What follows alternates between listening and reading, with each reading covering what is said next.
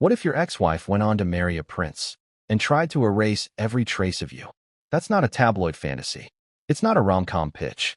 It's Trevor Engelson's reality. And after years of silence, he's finally speaking. But not with rage, not with revenge, with something far more dangerous: receipts. And a calm, clear voice that says, I tried to warn you. See, we've all heard the fairy tale. The American actress who married into royalty. The global sensation. The podcasting duchess. The humanitarian. The victim. The survivor. Before we continue, please hit the like button, subscribe to the channel, and turn on the notification bell for updates. But what if, behind that entire public transformation, there was a blueprint? A long-term strategy so surgically precise, even those closest to her never saw it coming? What if everything, from her fashion blog to her friendships to the men she dated, were calculated steps on a path not just to fame, but to untouchability? Because according to Trevor Engelson, the man she was married to for nearly a decade, Meghan Markle didn't stumble into success. She architected it, ruthlessly, quietly, step by step, move by move. And when someone didn't fit the next phase of the plan, they vanished. He did. So did childhood friends, college roommates, colleagues, agents, producers, even family. She cut people off like they were old luggage, Trevor allegedly told a friend. Even me. And I was her husband. But here's the twist. This isn't just the story of a bitter ex or another royal scandal. This is a warning, a confession, a peeling back of the perfect image to expose the emotional carnage left behind. And it's not pretty, because while the world was watching Meghan sparkle in white beside Prince Harry, Trevor was still holding the box she shipped her wedding ring back in. No note, no warning, just closure in the form of cold packaging tape. But it's not the ring that haunted him. It's what he found next. A drawer full of notebooks, plans, names, vision boards, royal marriage outcomes, typed out like a business pitch. Years before she ever met Harry. How far back did this go? Let's go there. Because to understand how Meghan Markle became Meghan Markle, you need to hear the one voice that's been conspicuously absent from every Vanity Fair profile, every Oprah interview, every Netflix docuseries. Trevor Engelson. And what he's revealing now could change everything. Not just how you see Meghan, but how you see the game behind modern fame itself. Let's start with a name. Rachel Meghan Markle. Born August 4th, 1981, in Los Angeles, California. A place of dreams, but also strategy. A place where everyone's watching and everyone's trying to be watched. Trevor saw her before anyone else really did. Not the public version. Not the polished princess. The raw, hungry, ambitious woman who wasn't afraid to work 3 gigs at once if it meant getting closer to her dream. He was there when she was hustling for auditions. When she was taking side jobs holding briefcases on Deal or No Deal. When she was crashing on couches and plotting ways to break into the upper crust of Hollywood's notoriously cliquey social scene. He was there when she was still Meghan. But even back then, there were signs. She was smart. Scary smart. Not just in the intellectual sense, emotionally intelligent, socially adaptive. The kind of person who could read a room like a script and deliver exactly what was needed to win it over. And she had a gift, the ability to become whoever she needed to be in that moment. One friend put it this way. She didn't just walk into a room. She studied it first. Trevor wasn't threatened. He was impressed.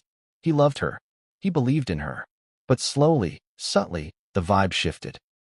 She stopped hanging out with their old friends. Declined the double dates. Started saying things like, they don't get it. They're not trying to grow. Then came the brand talk. Not acting. Branding. Trevor remembered one night where Meghan pointed at the TV and said, you see that girl? She's not even a better actress than me. She just branded herself better. That's the key. He thought she was joking. She wasn't. Enter The Tig, her now-defunct lifestyle blog. It started as a creative outlet. But to those paying close attention, it was more than that. It was a test run. A sandbox for image curation. Interviews, fashion pieces, curated opinions on wine, books, global travel. Trevor later told someone, that wasn't a blog. That was a resume for a future she hadn't even lived yet. But what happens when the man beside you doesn't fit the image you're constructing? You cut him out of the frame. And that's exactly what began happening. Subtly at first. Trevor noticed fewer shared photos. Then no mentions at all. Then events where he was asked not to come because the press dynamic would be tricky. He was confused, hurt, but still supportive. Until one day, a FedEx package landed on his desk. Inside, her wedding ring. No explanation. Just the symbol of a marriage, returned like a forgotten Amazon purchase. Friends say he was devastated. He didn't even fight back publicly. He just disappeared, like he'd been erased. But Meghan didn't stop at erasing him from her life. She erased him from her story. Watch any major interview. Read any major article. You'll find references to her struggle, her acting career, her activism, but not her first marriage. Even when pressed, she gave vague answers. That part of my life wasn't relevant, she once said. Trevor didn't push back. He stayed silent. For years. Until now. Why? Because of what he found. According to someone close to him, Trevor discovered a box after the divorce. A box of journals, notebooks, and digital files Meghan had kept during their relationship. Inside were outlines, flowcharts, even a list titled Qualities in a Future Husband, High-Status Ideal. It sounds made up, but Trevor swears it's real. And one line chilled him. Royalty equals global platform, if achievable. It was dated 2014, 3 years before she ever met Prince Harry. Another page listed traits to avoid in partners. Doesn't elevate my brand. No strong connections. Can't fund future endeavors. Not impressive to elite circles. Trevor realized he wasn't just a partner. He was a phase, a stepping stone, an expendable chapter in a story she was already rewriting. So why speak now? Because the illusion is cracking. Because other people are starting to come forward, former friends, staff, co-stars, all quietly confirming a pattern they once brushed off as just ambition. And because Trevor's not angry anymore, he's alarmed. Not just about Meghan. About what this says about the industry, about the media, about how we crown people in the age of curated empathy and weaponized storytelling. She's a master, he allegedly told a confidant. But not of acting, of perception. And that perception may be coming undone. Because Trevor's story is just the beginning. What comes next changes everything, especially when he reveals what else he found in that drawer. And who else she planned to cut next. What kind of woman keeps a drawer full of notebooks mapping out her ideal future husband, years before he walks into her life? Not a dreamer, not a hopeless romantic, a strategist, a woman with a plan so calculated, even the people who thought they knew her best are still reeling. Because Trevor Engelson didn't just lose a wife. He lost a storyline. One he thought they were writing together, only to realize, too late, that he was never holding the pen. But to truly understand how that drawer of revelations came to be, we need to rewind. Back before Prince Harry, before Frogmore, before the palace gates and paparazzi frenzies. Back to when Meghan Markle was just another face in the crowd, hungry, restless, and watching the chessboard of Hollywood with the eyes of someone who wasn't just playing the game. She was rewriting it. Let's be clear, Hollywood is not a town built on talent. It's built on access, leverage, narrative, branding. And Meghan understood that long before most. Long before she had any real power to use it. Trevor saw it begin in the smallest ways. A head tilt when she met a new casting agent. A change in posture depending on the room. The way she'd rehearse, off the cuff, jokes before industry mixers, just in case someone important laughed. She knew the power of moments. One of Trevor's friends said. She could manufacture them like no one I've ever seen. But where did that come from? Part of it may have been survival. Growing up biracial in an industry that likes its women either exotic or relatable, Meghan had to learn early how to adapt. Too black for some roles. Too white for others. Too smart. Too opinionated. Not marketable enough. So she built her own market. By becoming a chameleon. A calculated one. Trevor remembers those early days vividly. They met in the early 2000s. Young, broke, hopeful. He was a rising producer. She was a working actress still hustling between pilot auditions and temp jobs. At first, they were equals in the trenches. But that didn't last. Trevor would later tell a friend, "I thought we were building a life together. I didn't realize I was the scaffolding." At first, it was subtle. She'd suggest networking with certain casting agents. Insist they attend industry events he found pointless. Critique the way he introduced her. "Don't say I'm your girlfriend. Say I'm an actress." People respect titles. And then there was the binder. Yes, a literal binder. One night, early in their relationship, Trevor came home to find Meghan surrounded by index cards, printouts, and magazine clippings. Mood boards, vision statements, personal branding guides, quotes from Oprah, career timelines of Jennifer Aniston and Angelina Jolie. A section labeled Long-Term Influence Path, Philanthropy-Based. He laughed. She didn't. This isn't a fantasy, she said. This is the map. It was half impressive, half unnerving. But to Trevor, ever supportive, it was just Meghan being passionate, driven, focused. He didn't yet understand the cost of being part of her map, when the map didn't include you at the destination. Friends noticed changes, too. In the early days, Meghan was bubbly, inclusive, always hosting dinners and game nights. But once she started booking more serious roles, the call sheet changed. Some friends weren't high vibe enough. Some drained her energy. Others reminded her of who she used to be. One former friend, who asked to remain anonymous, recalled a particularly telling moment. She got this part on Suits, and suddenly we weren't allowed to post photos together anymore. She told me, "I'm curating a look. I can't be seen with old party pics." That friend never heard from her again. Another ex-colleague remembered Meghan once saying, "If I don't see you in my 5-year plan, why would I waste energy keeping you around now?" It sounded like a joke, but no one was laughing, least of all Trevor. By 2010, Meghan had landed her breakout role on Suits. She'd moved to Toronto. Trevor stayed in LA. The long distance became more than geographic. It became emotional, and something else changed. Meghan stopped asking for advice. She started giving it. Started building Meghan Incorporated. She hired a new stylist, cleaned her social media, started showing up to red carpets even when she wasn't invited, always with the right people, always in the right light. Trevor supported it all. He paid for her flights, helped with reel edits, introduced her to industry contacts. But privately, the cracks were showing. She'd correct how I introduced her at events, he said once. She'd rehearse casual conversations in front of the mirror. Not for scenes, for real-life parties. It was all performance. And yet, no one could deny, it was working. Her profile was rising. Her connections growing. But Trevor? He was becoming background noise. Then came the TIG era. You remember the TIG, right? Her lifestyle blog. To most people, it looked like a charming side project. Wine reviews, inspirational quotes, interviews with powerful women. But behind the scenes, it was a calculated rebrand. A tone shift. A soft power move. She wasn't just an actress now. She was a voice. A tastemaker. A philanthropist. A public figure. Every post was intentional. Every recommendation, curated. Every quote, a signal. Trevor noticed that her public persona started diverging from the woman he knew at home.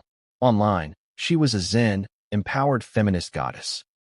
At home, she was obsessively checking analytics, stressing over engagement, and planning how to land features in Vanity Fair or Town and Country. One night, Trevor reportedly said to her, "Are you living this life? Or just branding it?" She didn't answer. She didn't need to. Her silence said everything. But nothing prepared Trevor for what happened next. The conversation. The one that would echo in his head for years. She turned to him one night, seemingly out of nowhere, and said, "I need you to start calling me Meghan in public. Not Babe or Meg. Just Meghan. Full name. It sounds stronger." It wasn't a suggestion. It was a directive. He was stunned. Not because of the name, but because of what it meant. The intimacy was gone. She was shifting, and he was becoming staff. He laughed awkwardly. She didn't. Then she said something else. "Everything's moving now. I can't afford distractions." He wasn't sure what that meant. He would soon find out. Over the next few months, Trevor began noticing patterns. People from her past were disappearing. Old contacts, lifelong friends, even family. She stopped calling her father, started being vague about her upbringing, began rewriting stories to sound more aspirational, less relatable. She started narrating her life like it was a documentary, Trevor said. At first, he thought it was weird. Then it got disturbing, because it wasn't just him being pushed away. It was her entire identity. He once joked, "You act like you're famous already." Her response, "I am. Just not everyone knows it yet." But here's the kicker. Trevor might have stuck around, even after all that. He loved her, deeply, but Meghan had made up her mind. And when she made up her mind, she didn't argue. She vanished. No dramatic fight. No sit-down. Just a FedEx envelope. Wedding ring inside. No note. No closure. Just silence. Just gone. But it was what he found afterward that really broke him. Because in packing up her things, Trevor found the drawer. The infamous drawer. Filled with pages. Charts. Post-its. Emails. Quotes. Character studies. One page labeled Public Image Flow, 2010 to 2020. Another, Long-Term Visibility Strategy. But the one that stopped his breath? Royal Marriage, Potential Outcomes. It wasn't dated, but it was old. Too old. She'd planned this. Years before Harry. Years before Windsor. Years before the world cared who Meghan Markle was. Trevor sat on the floor, staring at the papers, and realized he was never the co-author of this story. He was just Act 1, a footnote, a stepping stone, and she'd already started writing Act 2, with someone far more famous, and far more royal. But what came next would change everything, and no one saw it coming. What if everything you thought was spontaneous was actually scripted? What if the glowing lifestyle blog, the humanitarian soundbites, the relatable one-liners on talk shows were all rehearsed? What if the Duchess the world thought they discovered had actually been manufacturing herself for years? This is the part Trevor Engelson couldn't ignore, because when he started piecing it together, the binder, the journal entries, the vision boards, one thing became crystal clear. Meghan Markle wasn't just an actress. She was a brand, a meticulously designed, constantly evolving, socially agile, emotionally armored brand. And that brand had been in motion long before Buckingham Palace ever knew her name. The TIG wasn't just a blog. It was a mirror, not of who Meghan was, but of who she wanted the world to see. Carefully curated photos, aspirational captions, hand-picked, inspirational women. Every post was an audition, not for a role, but for a life, a richer one, a more powerful one, a globally admired one. She wasn't playing a character anymore. She was becoming one. Trevor watched it unfold in real time. It was like watching someone sculpt themselves, a mutual friend said. She'd read every wellness article, quote every feminist think piece, then repackage it through her own lens. She was building a persona. She had meetings, not with casting agents, but with stylists, PR people, wellness consultants. She attended invite-only panels on influence strategy, not acting workshops. She once flew to New York for a 3-hour brunch, not because she liked the food, but because she needed a selfie with a certain political donor's daughter. I need to be in those circles, she told Trevor. That's where the long-term power is. She wasn't wrong. But the emotional toll? Trevor felt it. Hard. He wasn't growing at the same pace, or at least not in a direction that aligned with Meghan Incorporated. She started using phrases like my next chapter, he recalled. At first, I thought that meant we'd move. Then I realized I wasn't in the chapter. Let's talk about the brand mechanics. There were rules.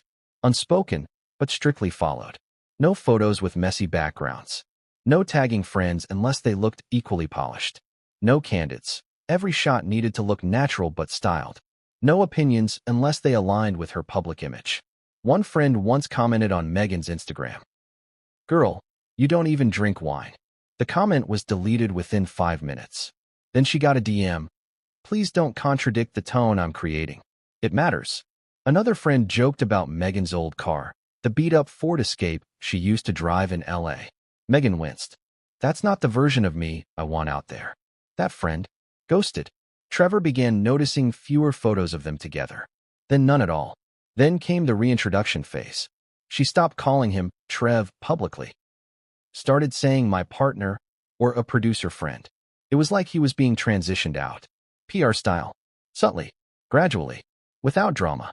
Almost like a phase-out plan. But there was one night that struck Trevor hard. They were at a charity event in Beverly Hills. A small function, nothing extravagant. Trevor introduced her to a documentary filmmaker he admired. The man smiled, shook her hand, and said, "I've heard great things about you from Trevor." Meghan smiled back, then replied, "Oh, he's so supportive. But I've got my own trajectory." Trevor laughed. She didn't.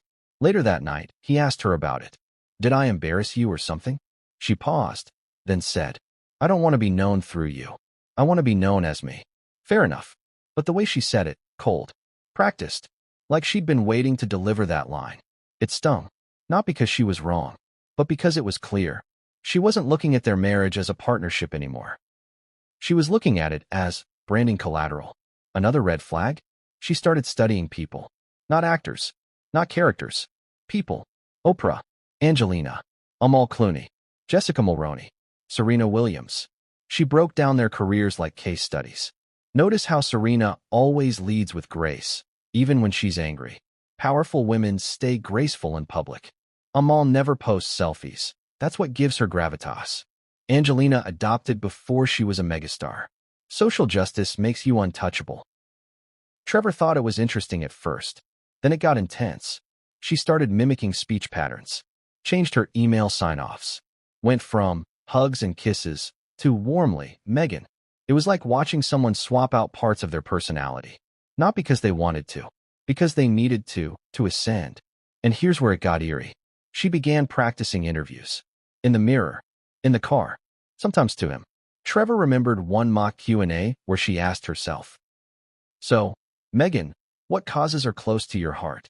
Then she replied, calmly, deliberately, "I think being a woman of mixed heritage has taught me that identity is complex. I want to support young girls who feel like they don't fit into a box." It was eloquent. It was beautiful, but it wasn't spontaneous. It was branding, and she knew it. Trevor once asked her, "Why are you rehearsing interviews you haven't even booked yet?" She smiled, "Because one day I will. And when I do, I'll be ready." Even the blog wasn't safe from strategy. She collaborated with ghostwriters, polished posts multiple times before going live, chose features carefully, only women who had higher profiles than her. Never friends. Always aspirational equals. Trevor tried to contribute once, just a fun behind-the-scenes anecdote. She declined. "It doesn't fit the voice," she said. It didn't matter that they were married. In Meghan Incorporated, the brand came first. Even love was a potential liability. Then came the moment that finally made Trevor pause, really pause. It was late. They were lying in bed. She turned to him and said, "Do you ever think you're just not ambitious enough?" Ouch. It wasn't a question. It was a thesis. Trevor had produced indie films. He was respected in his circles, but he didn't care about red carpets. Didn't play the game the way she did. And she'd noticed. "You're comfortable," she continued, "but I'm not." It wasn't said in anger, just matter of fact. She wanted more. Not from him. From the world. From herself. And he realized, maybe for the first time, that her vision board never included a partner. Just milestones. One of those milestones? Royalty. It wasn't a joke. Years before Harry, Meghan was reportedly fascinated with British nobility. She'd binge-watch documentaries, read biographies, followed royal fashion accounts. At first, Trevor thought it was just curiosity. But one night, she casually dropped, "There's something timeless about being a royal. You're not just famous, you're institutional." He laughed. She didn't. Later, he would remember that moment and shiver. There's one last twist here. One that haunted Trevor most. Because for all the careful branding, all the image sculpting, all the next chapters, there were moments, real ones, when he saw the woman behind the strategy. Like when she cried watching an episode of The West Wing. Or when she danced barefoot in the kitchen after booking a guest spot on Fringe. Or the time she snorted laughing so hard she dropped wine on a white rug. Then gasped, terrified it would stain her aesthetic. Trevor laughed then. Now he realizes she wasn't scared of the stain. She was scared of the brand fracture. Because Meghan Incorporated had no room for mess. Only upward motion. Only curated light. Only silence when she changed the locks on her past. And Trevor? He was left behind. But what he didn't realize, not yet, was that he wasn't the only one. Because while Trevor was mourning the death of their marriage, Meghan had already moved on to her next step, her next strategy, her next elevation. And it was about to make global headlines. How many people can you cut loose before the rope snaps? Because by the time Meghan Markle was being hailed as the breakout star of Suits, she wasn't just leaving behind her old life. She was deleting it. Not softly. Not regretfully. With a surgeon's precision. Friendships, colleagues, even family, trimmed, silenced, or ghosted when they no longer fit the evolving blueprint. And while most people politely disappear from fame's rearview mirror, Meghan's ex-friends didn't just feel left behind. They felt erased. She'd hug you in a photo, one former friend told Page 6, then never text you again. So here's the question. Was it self-preservation or social strategy? Let's break it down. It started with the inner circle. Meghan had always been warm. The kind of friend who remembered birthdays, wrote thank you notes, called just to check in. But then came the subtle shifts. Calls returned less frequently. Messages left on read. Lunches rescheduled. Then canceled. Then never rebooked. Friends began to joke, Meghan's gone Hollywood. But it wasn't just Hollywood. It was something sharper. She wasn't getting busy. She was getting selective. Sasha, one of her former college friends, remembered the first time she felt the chill. I called to tell her I got engaged, she said. We'd been close for 8 years. She sounded happy, but distant. Then I never heard from her again. No fight. No fallout. Just silence. Another friend, Nina, a fellow actress who met Meghan in acting class, remembered a dinner party where Meghan kept steering the conversation away from struggle stories. She said it wasn't the energy she wanted to attract anymore, Nina explained. I get wanting to be positive, but she looked through us like we were part of a phase she had outgrown. Trevor heard about it from mutual friends. People were hurt, he admitted. But I think most of them assumed it was just career pressure. He knew better, because he was living it too. At first, it was small. Meghan would wince when Trevor suggested inviting certain friends over. They're not really where I'm at right now, she'd say. She pushed back on family gatherings. Started saying things like, I don't want to be dragged into emotional loops. Even her relationship with her father, Thomas Markle, grew strained, years before the infamous tabloid letters. She said he was a liability to her brand, Trevor once confided. Those were her words. The people she kept around had something in common. Status, style, social capital, as one industry insider bluntly put it. If you weren't part of the next version of Meghan, you weren't part of Meghan at all. But the most chilling part? There was no explanation, no apology, just a clean break. Even her longtime agent was cut loose, not after a disagreement, but after Meghan decided she needed new representation for a new level. Her hairstylist of 3 years? Gone after one overlooked appointment. A stylist friend she'd collaborated with early on? Ghosted after suggesting a look Meghan said felt too basic. She didn't do second chances, one ex-friend said. If you got a red flag, that was it. There was no coming back. Now, let's get to the infamous wedding guest list scandal. When Meghan married Prince Harry in 2018, only a very small handful of her old friends were invited. The absence of her longtime companions, former Suits co-stars, and even blood relatives shocked the public. But to those who knew her, it was business as usual. One college friend, who had once traveled across the country for Meghan's birthday, said she didn't even get a text about the wedding. She found out via Instagram. I cried, she said. Not because I wasn't invited. Because I finally realized I never mattered as much as I thought I did. That line hit Trevor hard. Because he knew the feeling. And let's talk about that phrase. The one Meghan allegedly said more than once, according to 3 separate insiders. If you don't elevate me, I can't take you with me. It sounds cold, but it's also calculated. Because Meghan wasn't just cutting ties. She was editing the past. Her new narrative couldn't have messy friendships or struggling actresses from acting class, one PR source said. She needed powerful, polished, platform-ready associations. So she filled her world with new people. Serena Williams, Amal Clooney, Oprah Winfrey, Misha Nanu, Marcus Anderson. People who could lift her profile. Or protect it. Trevor watched the transition from the sidelines. It was surreal, he said. I knew the woman behind the curtain, but the world was applauding the illusion. The most painful cut? According to Trevor, it wasn't him. It was a mutual friend named Jen. Jen had been there from the beginning. She'd driven Meghan to early auditions, helped her choose her first publicist, held her hand after the Fringe cancellation. Then, one day, she called Trevor in tears. I texted Meghan after seeing her on TV, she said. Congratulated her.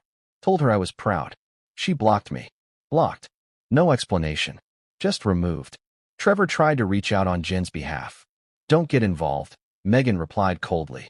She's not part of my world anymore. That phrase, not part of my world. Trevor never forgot it. It wasn't about toxicity. It wasn't about drama. It was about utility. And when someone's utility expired, they were phased out. One former stylist even claimed that Meghan would categorize people on a notepad she kept in her planner. 3 columns. Next level. Supportive but stationary. Energy drainers. The last category? Gone within weeks. And Trevor? He knew which column he was heading toward. But the worst part? It worked. Meghan's public image was glowing. Every move felt intentional. Every post, quote, and outfit was analyzed by fans, praised by the press, elevated by the people she surrounded herself with. And the ones she cut out? They didn't dare speak up. Why? Because who would believe them? They were ghosts in her rear view. She was on the cover of Vanity Fair. She had the palace. They had memories. And pain. Then came the email, sent to one of her oldest friends, 2 days before being ghosted. It read, "I'm stepping into a new space energetically. I've appreciated our journey, but I need to be fully aligned now. I hope you understand." That friend did not understand. She cried for days. Because that email wasn't a goodbye. It was a rejection notice. A statement that her existence no longer aligned with Meghan's PR path. She made it sound spiritual, the friend later said. But really, she just meant I didn't fit her brand anymore. Trevor read the email when the friend forwarded it to him. His hands shook. Because he remembered the last message he'd received from Meghan, too. It wasn't even a message. Just a FedEx shipping alert. That was it. No closure. No conversation. No explanation. Just a signal that the next level had no room for you. And here's the kicker. That strategy, that cold, surgical recuration of her world, it didn't end with fame. It accelerated with royalty. Because the stakes were now higher. The brand more global. The image more fragile. And the people around her? More expendable than ever. Because while the world saw a glamorous duchess on the balcony, Trevor knew what lay underneath. He knew how the machine worked. He'd been part of it. But even he wasn't ready for what came next. Because somewhere in the haze of ghosted friends, deleted numbers, and restructured narratives, there was still one person Meghan hadn't cut off. Not yet. And when that person finally spoke, everything shattered.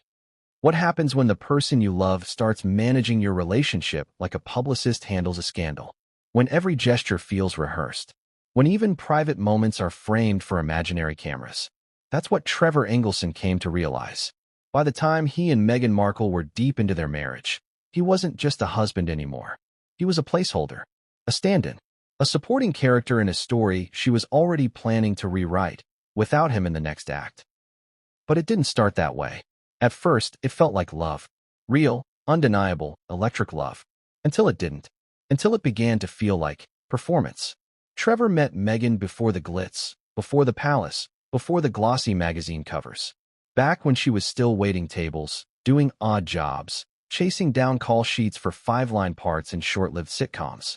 He wasn't some Hollywood mogul. He was a hustler too, grinding as a producer, barely scraping by, trying to make a name. They connected instantly. Same ambition, same grit, same hunger. She was magnetic, sharp, funny, charming, and real, or at least, that's how it felt. Trevor once said, "She made you feel like you were the only person in the room, like you mattered more than anything." He fell hard, and so did she, or so it seemed. They moved fast. Dates turned into weekends. Weekends turned into holidays. Soon, they were living together.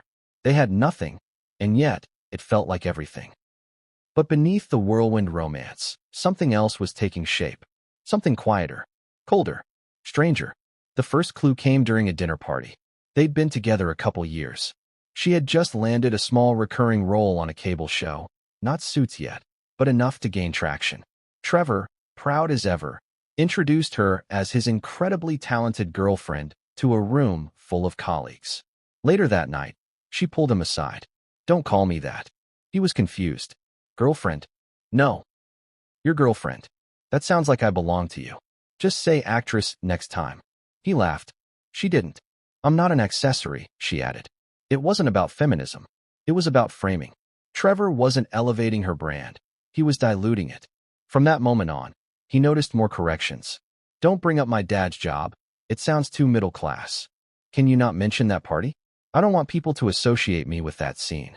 When we post pics, keep the caption minimal. Let the image speak." Even their vacations had a social media strategy. She would stage casual photos that looked like candids, then delete the ones where she wasn't perfectly posed. Trevor shrugged it off. She's just image conscious, he told himself. But it wasn't just that. It was something deeper. A control pattern. One time, Meghan insisted on designing their couple's Christmas card entirely by herself. Photos, fonts, layout. Trevor offered input. She bristled. "I've got it," she said. Later, a friend asked why he looked so stiff in the photo. He hadn't wanted to wear the sweater. She'd insisted. "It fits the narrative," she told him. What narrative? He was beginning to wonder.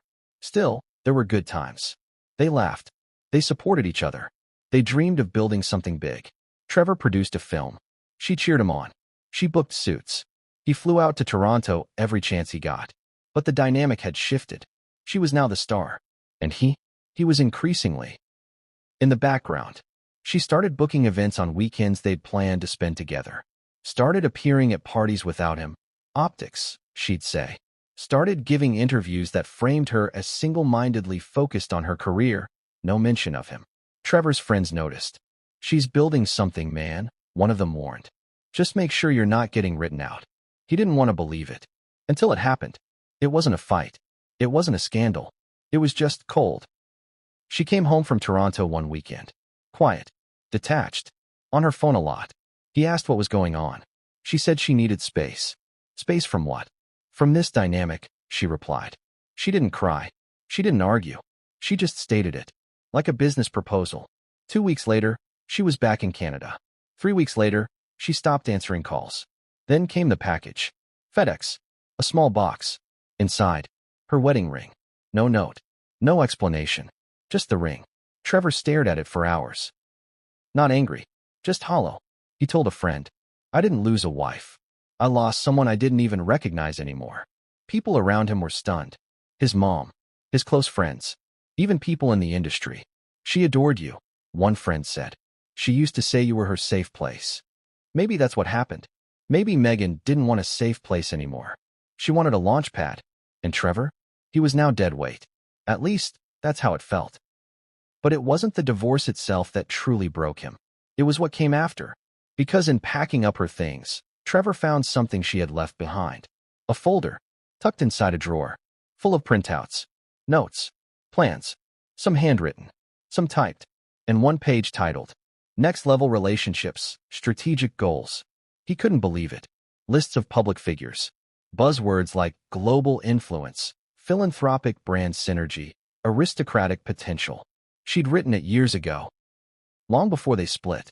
Long before royalty was even on the table. Another note simply read, "Must be someone whose presence amplifies mine. Not someone I have to pull along." He reread that line 15 times. Was that how she saw him? A burden? An anchor? It didn't stop there. He found emails she drafted, not sent, to PR firms, pitching herself as a rising social voice with strong optics and dual cultural identity. This was during their marriage, while he was making dinner, booking flights to visit her, cheering her on from the sidelines. She was already envisioning a version of herself without him, a version that didn't need him, a version that maybe never did. He sat on the floor that night, stunned, and slowly it hit him. He hadn't been in a marriage. He'd been in a campaign, a carefully plotted, emotionally manipulated, image-optimized campaign. And like any campaign manager, when his job was done, he was discarded, with gratitude, but no regret, and no explanation. He tried to reach her once more, just to talk. She responded, coldly, "Please respect the space I need. We are on very different paths now." He never heard from her again, until her face was on the cover of Vanity Fair, until Oprah called her inspirational, until Prince Harry walked beside her, smiling at crowds, unaware of the man who had once held the same hand, and wondered if it had all ever been real. But what came next? That was the real twist. Because one day, long after the dust had settled, someone else contacted Trevor. Someone Meghan had also pushed out. Someone who had once been inside the inner circle. And they had something shocking to share. Something Trevor thought he'd never see. Something that confirmed his worst suspicion. That he'd never been part of the story. Not really. Not in the way he thought. Not in the way the world believed. Because Meghan's story? It was still being rewritten. Only this time. She'd left a digital trail behind. And the files were damning. How do you end a marriage? Some people scream. Some people beg. Some sit at a kitchen table, exhausted, clutching coffee mugs and whispered regrets. But Meghan Markle? She used FedEx. No conversation. No warning. No final dinner. No drawn-out fights or dramatic closures. Just a box. And inside, the symbol of their life together. The wedding ring. Returned like a defective product. It wasn't just unexpected. It was surgical. Clean. Precise. Void of sentiment. And when Trevor Engelson opened that box, he didn't just feel heartbreak. He felt erased. Let's rewind. By the time the envelope landed on Trevor's desk, things between them had already grown strained. They were living on opposite coasts. Her career was rising fast thanks to Suits. His own projects were on hold. But distance alone doesn't end marriages. Detachment does. And Trevor had felt it creeping in.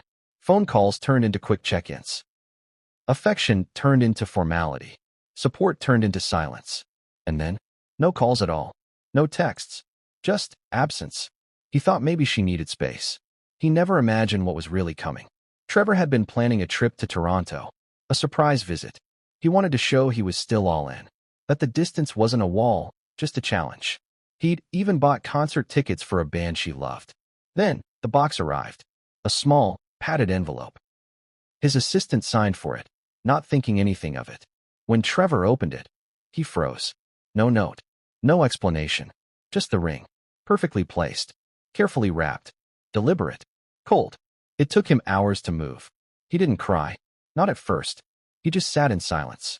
Staring at something that used to mean forever, now returned like library books past their due date. Friends were stunned. What the hell happened? One asked. Trevor didn't know how to answer.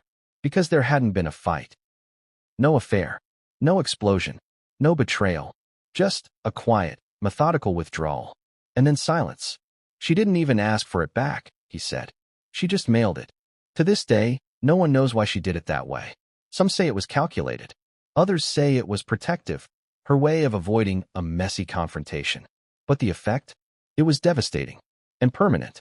Meghan never publicly addressed the end of her first marriage. In fact, she barely acknowledged it at all. In interviews, she referred vaguely to a previous relationship, or said things like, "Sometimes people grow in different directions." Trevor was never mentioned by name. Their near decade together? Reduced to a footnote.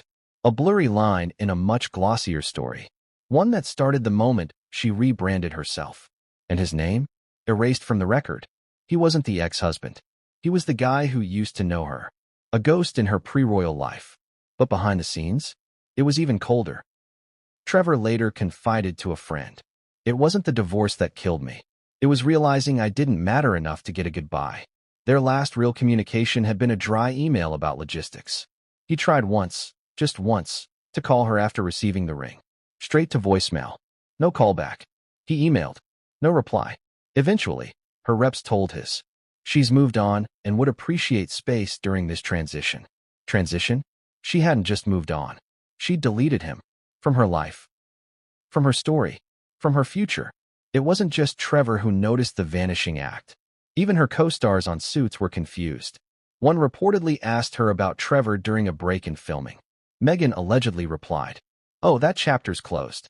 I'm focused on what's ahead." Short. Polite. Final. No emotion. Just PR. Another colleague said she once referred to her marriage as a young love that taught me what I want. Not who. What. Trevor became a life lesson. Not a person. Meanwhile, Trevor spiraled. He wasn't angry, just disoriented. Everything he thought he knew had shifted. He stopped taking meetings. Stopped answering friends. One night, he reportedly told a friend, "She used to write my initials inside little hearts on her notebooks. Now I'm a liability." He was embarrassed to talk about it. Ashamed, even. Because how do you explain being dumped like a brand partnership that didn't fit the narrative? How do you tell people your marriage ended by mail? Even mutual friends were caught off guard. People who had once vacationed with them, celebrated holidays together, witnessed their intimacy. They received no goodbye, no explanation, just radio silence. One friend said she emailed Meghan after the split, congratulated her on Suits, offered a shoulder, tried to be there. Meghan never responded. She'd moved on, and in doing so, she'd cut the cord completely. So what drove it? Why the abrupt, emotionless exit? Some say she was protecting herself, escaping before things got messy. Others argue it was a brand move. that her star was rising, and Trevor no longer fit the image. But there's another theory, a darker one, that Meghan had already begun laying the groundwork for a total transformation, that the divorce wasn't just personal, it was strategic, because when Trevor opened that drawer and found the files, the notes, the timelines, the branding outlines, one thing became clear. The divorce had been on the calendar long before it happened. He just didn't see the red ink.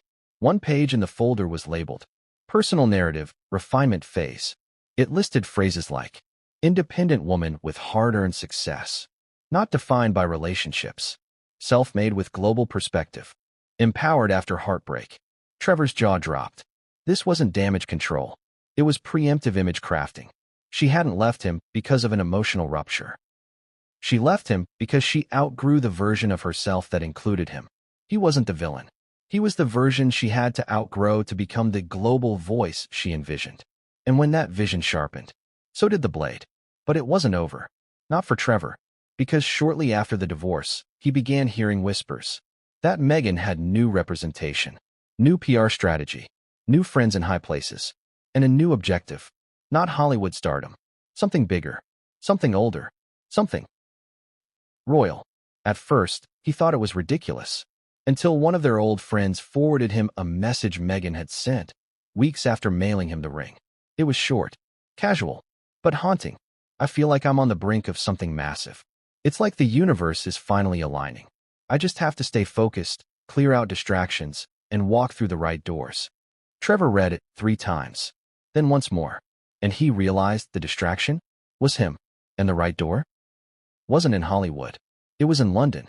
And what Meghan didn't know, or maybe did, was that her past wasn't going to stay erased, because Trevor wasn't the only one she'd removed. And one of those people had kept receipts, real ones, digital, time-stamped, and impossible to deny. How do you disappear an entire marriage? How do you delete a decade-long relationship, remove someone from your origin story, and repackage your past like it was never touched by them at all? Simple. You hire the right PR team, and you follow the playbook. Because that's exactly what Trevor Engelson began to realize, as Meghan Markle's public image skyrocketed, and his name was scrubbed from the narrative like an inconvenient typo. She didn't just leave him, she erased him. And the erasure wasn't accidental. It was deliberate, methodical, strategic. Let's go back to 2017. Meghan Markle was everywhere. Fashion blogs, lifestyle magazines, philanthropy panels, feminist podcasts. The narrative? A biracial American actress breaking barriers in the conservative British royal establishment. An empowered, self-made woman who rose above the noise and found love where no one expected it. It was compelling, uplifting, click-worthy, and almost entirely devoid of Trevor Engelson. No wedding photos, no mentions in interviews, no reference to her first marriage at all, not even a vague nod. And when it was brought up, it was dismissed as a youthful relationship that ran its course. That wasn't just memory loss. That was reconstruction. The revisionist campaign wasn't clumsy, it was genius. Subtle, clean, emotionally intelligent. You didn't notice it at first. That was the point. Early coverage focused on her humanitarian work, her UN speeches, her style. Then came the Suits narrative, hardworking actress, juggling fame and feminism. Next, the romance. The fairy tale, the royal courtship. By the time the world was invested in Meghan and Harry, no one was asking about Trevor. And that was exactly how she wanted it. Trevor noticed it first on IMDb. His name was once listed in the trivia section of Meghan's page, as her ex-husband and collaborator. Then, gone. Next came Wikipedia. Someone edited her page, removed mentions of their wedding, softened the language about her early relationships, deleted hyperlinks to older articles that referenced Trevor's role in her early career. One night, Trevor Googled his name alongside hers. The search results? Slim. Outdated. Buried. He was being digitally buried. In real time. Then came the interviews. The ones that solidified her public image. In Vanity Fair, Elle, Glamour, Marie Claire. All pushing the same tone. I'm enough on my own. I've worked hard for this. I know who I am. She told one interviewer she'd never wanted to be rescued. She told another, I've never defined myself by who I've dated. Trevor read those quotes in silence. And not out of jealousy, but out of disbelief. Because he remembered the nights she cried in his arms after auditions. The fights about whether she should move to Toronto. The dinners he paid for when she couldn't. The sacrifices he made to support her career. And now, he didn't exist. But it wasn't just him. The entire cast of her past, friends, mentors, family members, were disappearing from the spotlight. The messy ones. The outspoken ones. The ones with stories that didn't align with her new image. A former roommate told a friend. She cut off 3 people in one weekend because she said the press was asking questions. Even former teachers were warned not to speak to media without approval. Trevor was never approached. No apology. No NDA. No explanation. Just exclusion. But then came the moment that confirmed it for him. A journalist he knew, someone he'd worked with on a past film, called him, confused. "I pitched a profile on Meghan," the reporter said. "Your name came up in editorial." And the word from her reps? Off limits. Trevor was stunned. Not no comment. Not we'd prefer not. Off limits. Forbidden. Like a skeleton in a closet that couldn't risk being rattled. And the message was clear. The past was being curated. Not as truth, but as marketing. And it worked. Her story captured hearts. Especially in the UK. She was praised as a breath of fresh air. A Hollywood success story. A trailblazer. But it wasn't just praise. It was positioning. Every detail, from her childhood anecdotes to her fashion evolution, was being streamlined for brand coherence. She wasn't the girl from Crenshaw anymore. She was the embodiment of modern royalty. Biracial, beautiful, eloquent, philanthropic. A woman of the world. But not the woman Trevor remembered. Not the woman who once cried over credit card bills or begged for her role on Suits. That woman had been revised. Then came the Netflix series. And this was the breaking point. Trevor watched it, reluctantly, mostly to see if he'd finally be acknowledged. Spoiler, he wasn't. Not even hinted at. Years of marriage. Gone. The only mention? A vague quote. "I had relationships that didn't make me feel seen." He laughed, then turned off the TV. Because that quote, that wasn't just erasure. It was inversion. She hadn't just omitted him. She'd turned him into a ghost who made her invisible. A tool to highlight her own strength. Trevor wasn't angry. At least, not in the way people expected. He wasn't trying to get revenge. He didn't want the spotlight. He just wanted to exist. To be acknowledged. To not feel like a phantom in someone else's biography. Because his story wasn't perfect, but it was real. And watching it get rewritten for public consumption, that was the deepest cut. But here's where it gets dark. Because Trevor wasn't alone. There were others. People with stories. With messages. With screenshots. One of them? A mutual friend who had worked with Meghan on an early charitable campaign. She reached out to Trevor. Said she still had the emails. The press strategy docs. The early positioning memos Meghan had shared. And what was inside was explosive. One email read, "If the media ever digs too far into my past, we need to shift focus back to the present. Use service projects. Humanitarian angles. Avoid getting dragged into relationship history." Another, "Brand tone must stay consistent. Strength, grace, growth. Do not reference personal regrets." And finally, the one that stopped Trevor cold. "If we do mention Trevor, it has to be a learning moment. Nothing emotional. Nothing romantic. Make it sound like a youthful trial. Not a real love story." He stared at that line. Not because he was surprised, but because it confirmed everything. She'd rewritten their relationship, not out of trauma, but out of strategy. And here's the kicker. The world bought it. The press ran with it. The palace leaned into it. The public admired it. Because image beats truth. Especially when it's packaged well. And Meghan? She's a master packager. But even the best wrapping can't hide every crack. Especially when more people start to speak. And Trevor? He wasn't the only voice rising from the shadows. Because someone else, someone closer than anyone expected, was about to come forward. And what they had to say would shatter the illusion entirely. Was it fate? Or a flawlessly executed move? Did Meghan Markle really stumble into Prince Harry's orbit by coincidence? Or was it part of a longer game? A master plan built not just on charm and timing, but on doors she knew how to open? Because according to multiple insiders, including one who once worked closely with both Meghan and Trevor, the so-called blind date that changed her life wasn't blind at all. And by the time it happened, Meghan was already preparing for her royal close-up. Let's dig in. Trevor had heard whispers. Not at first. Not during the final months of their marriage. Not during the silent divorce aftermath. Not even during the initial press swirl around Meghan's new mystery man. But as her romance with Prince Harry took hold in the media, and her past began to rapidly vanish, a friend reached out. Someone who had been at one of those early Soho House gatherings in London. They said she knew exactly what she was doing.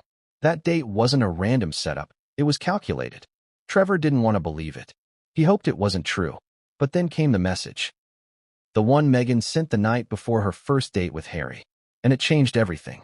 But first, let's talk about Soho House. If you know, you know. It's not just a members club.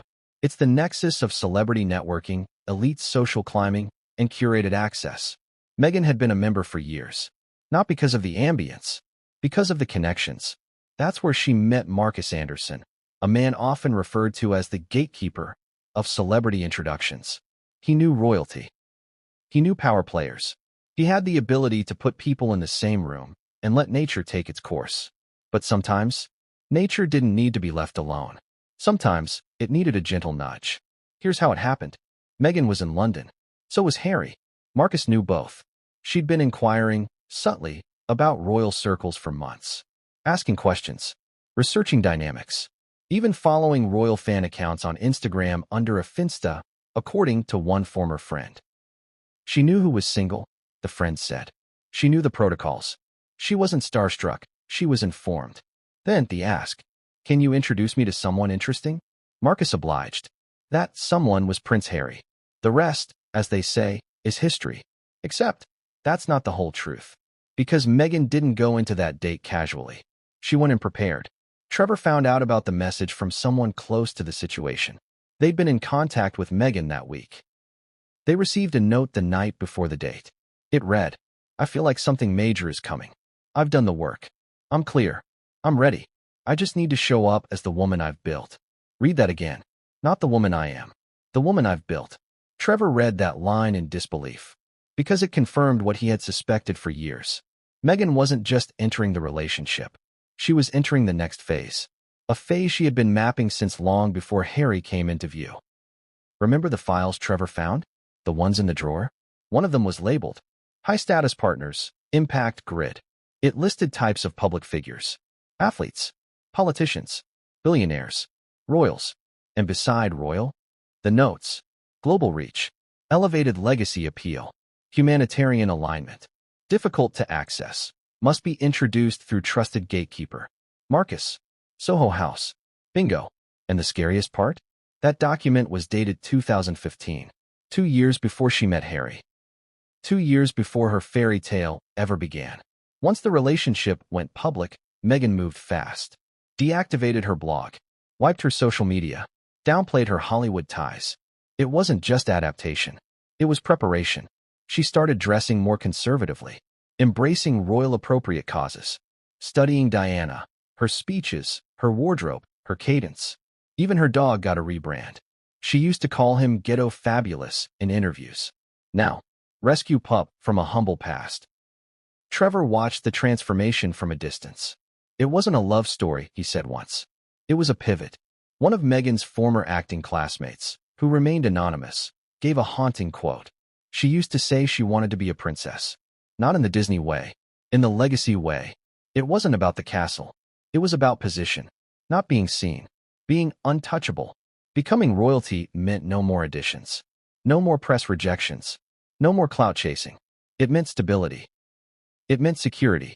It meant narrative control.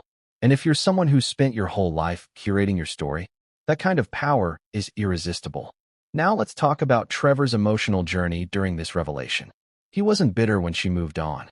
He expected it. What he didn't expect was the precision, the flawlessness of her public reinvention. How no photos of them remained. How their mutual friends were either silent or strategically unavailable. How his name became a liability. At one point, he tried to pitch a project to a studio exec.